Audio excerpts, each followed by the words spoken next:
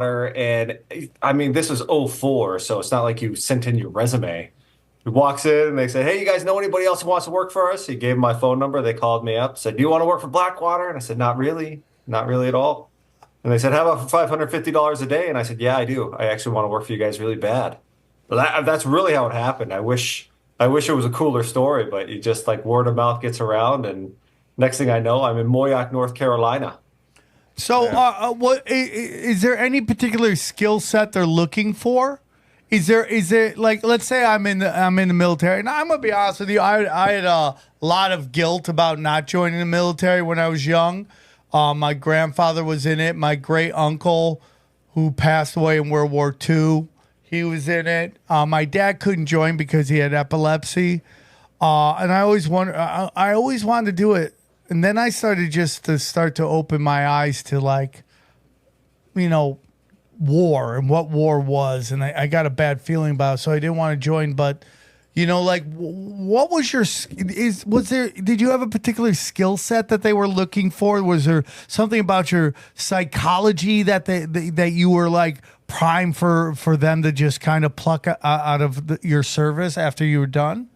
Yeah, they were like, "Who's dumb enough to take this job?" And they looked at me and were like, "Yeah, that's the guy." No, so it's almost all combat arms. So the guys like your infantry guys, military police, a lot of those. So that's what I did. I did security forces in the Air Force, which is military police. Really, it's just shoot, move, and communicate. If you can do that, they can train you to do the other stuff. So you go in there, you start with your M4 as long as you qualify with that. Then you shoot your Glock, qualify with that, and then really from there it's just them training you how to like walk around in front of important people and not get them shot. We probably Secret Service needs to go over there and take that course, is my guess. So you go there, you're doing this, and how long were you in Blackwater for? 18 months. 18 months. And was there a moment maybe in your military career before Blackwater, before you became a private mercenary? Was there a point where you realized that maybe what you thought you were getting into isn't exactly what was happening? I mean, just going back to the military, you join the military because you see these cool commercials, or your uncle was in, or somebody that you know was in the military. And I got into the military thinking, you're going to be in the best shape of your life. You're going to kick ass, and then you go into the military, and it's actually just a normal day job the vast majority of the time. It's really boring. So the expectation that I have, and then what actually happened in the military was completely different. I didn't like the military at all. So then when I got the chance to go work for Blackwater, that's like your opportunity to go out and actually get your war on. And if you think about Blackwater, all those guys that joined in the 80s and 90s, they never got their war, right? Unless they were in Somalia, unless they were in Desert Storm. None of those guys got their war, but they got all their war training. So when Iraq kicked off and the private military stuff came through, all these guys were like, "This is my chance." I was a Navy SEAL for 10 years. I didn't ever get to go to war, and now I actually get to do it. So Blackwater exceeded all of the expectations that I have for what going into a combat zone was going to be like, because we didn't have the rules that the military had. We didn't have the bureaucracy. We just went in, did our job, and then, went to Saddam's pool, drank beer, and then rinse and repeat. Is it what the movies make it out to be when you're like, we got our war? No, dude, no, because war sucks, and Yeah, for sure. it's hard to really describe, because when you're in the middle of it, everything slows down, right? When you start flicking your selector switch off and start throwing rounds down, Whoa. everything slows down, and like, I wasn't ready for that. It's like movie stuff. And then when your buddies die, like, it's real.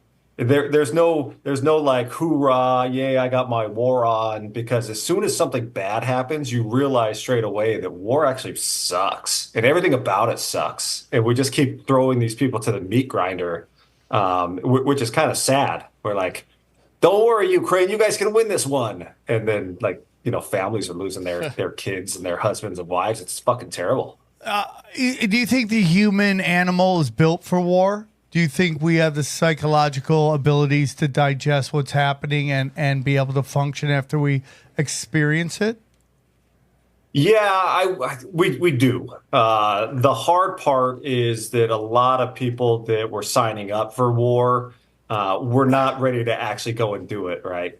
So, guys like me, I'm a kid from small town USA, white trash kid. Grew up shooting. It's not that big of a deal. I shot an antelope, it flopped over, it died. That's how it works. A lot of these people that were being recruited we're not ready to experience it. And I think that that's kind of that disconnect, right? You go in and you're a supply clerk or you're a truck driver and they send you to Iraq and the next thing you know, you're throwing lead down range. I think it's exceptionally difficult for those types of people as opposed to the ones that go in and they want to be infantry, they want to be special operations. So I think who you are before you join up if indicates whether or not you're going to be able to like survive that moral injury that war brings on. But inherently, nobody really wants to take another human life. Like hell, But I don't even want to step on a spider half the time. yeah, I'm Yeah. with you. And did you ever have to do that? Yeah, well, the beauty and the sadness of Blackwater is that we weren't like the military. The military gets attacked, they dismount, they move to contact, and then they take out the enemy. Blackwater was completely different. We protected people, so if something happened, we just shoot and scoop. I called it the Ron Jeremy, right? You just shoot and scoop, man. Shoot and get the hell out of there. So, like, if my rounds ever impacted somebody, I have no idea. Like you just left. I know we ended up shooting an Iraqi policeman. One of our rounds skipped off the ground and hit that guy. Who the hell knows whose it was? But you still kind of wrestle with that. Like, did I actually take a life or not? And then not knowing kind of sucks worse, right? Damn. My ex-father-in-law, he was a cop, and he says he's at one of those where they're all pretty much guns pointed at this guy that wants to commit suicide. He's the one that pulled the trigger, but he's like, I don't know if I was the one who killed him. Well, they do that. Yeah. So Iraq is just a crazy time. As a young man, I went to UNLV in Las Vegas very in the early '90s. I discovered Noam Chomsky, and I'm reading about conforming consent. And it's an amazing book, regardless of what you think of Chomsky. Manufacturing consent. Thank you, Johnny. And regardless of what you think of Chomsky, his involvement in Operation Long Leash, and how they created this kind of counterculture to show that, America, democracy lets you criticize your government, and it does, But I just, I started learning media tricks, and then all of a sudden, we get into this thing after 9/11, and I just start watching all the tricks that Noam Chomsky said to pull us into Iraq and all that crazy stuff involved with that. And then you started hearing about Blackwater, and we were hearing about, like civilians were taken out, but they were really mercenaries and all that stuff. It was such a crazy time. It was such a crazy time. And, Blackwater going there and like, what? I don't know if you actually said, like, what actually is Blackwater? Yeah, so Blackwater started as a firing range. Eric Prince got $1 billion from his dad when he died. He created this firing range outside of Moyock, North Carolina. And what he was doing is they had a range where all the Navy guys could come down from Virginia Beach and fire on their range. Then Iraq kicked off, and they realized that once let me kind of start over. So when Iraq kicked off, nobody planned for what the hell was going to happen after. Like, shocking. I know you guys are like, holy crap. So when we went and we gave Iraq over to their interim government, it became a diplomatic mission. And there was nobody to protect these diplomats. The State Department, the CIA, the NSA, the DIA, all those agencies do not have protective details. And if they do, they're small and they're used in like non-wartime environments. So they said, well, hell, we got to actually get some people that know how to act and react in war. What are we going to do? They fired up a contract. Blackwater said, hey, I got a bunch of guys. Eric Prince knew a bunch of dudes, former Navy SEAL, former special operations guys always coming through his range and said, I can fill this contract. You need 300 guys? I got you. So it started off slow with the Brimmer detail, right? That was like 20, 25 guys on the Brimmer detail who was running Iraq. And then after the Brimmer detail, they handed it over to Iraq. and said, now we're going to have all these diplomats that are going to help you guys rebuild. Now, here's the thing. The Iraqi government was completely slaughtered. Everybody Yeah. talks about how we got rid of their military, but we got rid of anybody that had ever run any government Yeah. agency, from like landing planes, collecting garbage, like you name it. They couldn't do that. So we had to go and teach them how to do that. We had to protect the guys that did it. When you go in and topple government, what you tend to do is you take out the head of the snake and you keep the infrastructure there. But what I believe is John Bremer III did is he got rid of everybody. He just annihilated the government and tried to build it from scratch. And you had all these guys who worked in the government now out of jobs with nothing to do, and that just creates chaos. My question to you is there a part of you that thinks this is done on purpose? Like if we study Vietnam, they had these rules of engagement.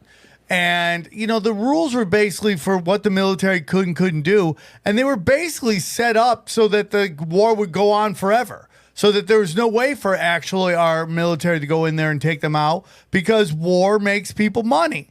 So is there a part of you that thinks like this was done purposefully to kind of destabilize the country?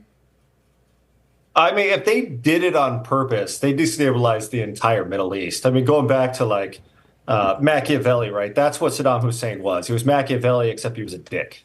But he kept everybody in check, and he kept the lights on. He kept the air conditioner going. When we got rid of Saddam, and we had to rebuild their entire infrastructure, literally going to places where we were like, this is how you use an Excel spreadsheet to do the days of the week and the times that you're going to pick up trash.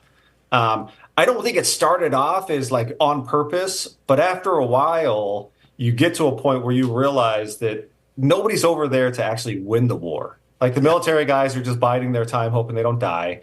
And all the private military contractors, the KBRs, the Dying Corps, the Blackwater, they make a hell of a lot of money if the war keeps going. So, of course, like their incentive is to what? Keep the war going. Slowly over time, it does evolve into a self-licking ice cream cone. These guys are just like, more war, more money, let's do it. Yeah, I mean, I remember there were stories about like, oh, dude, now that these wars are done, what's the military industrial complex going to do now? And it's just like, oh, they're just going to start more wars. I mean, it's crazy to me. And like, we have a podcast called Cash Daddies, which is about financing. And like, everyone's like, World War III's breaking out. All of a sudden, the market's going to be shit. And then what happens? Everybody starts making money in these markets. And it makes me sad. What was that IG post you posted about? You said war's coming, and it was this stock that blew up. I don't know what it was, but it got so many retweets. Northrop Grumman. Yeah, just like shot up. And it's just crazy to me. It's just crazy how war is like so profitable, and it makes me so sad. And why are these places constantly like? If you hear about things that have been done in Iraq over centuries, it's always getting lit up. And it's not just from war; it's from like the standards that NATO has for members to join. You have like Georgia now just buying a ton of modern military equipment. All these states that want to join NATO have to modernize their militaries. My uncle, who was a colonel, he's retired now, but he takes contracts to go train these guys in Georgia for NATO membership. And it's not just through war, is what I'm saying. It's also through that the states trying to join NATO, that they sell so much shit to them.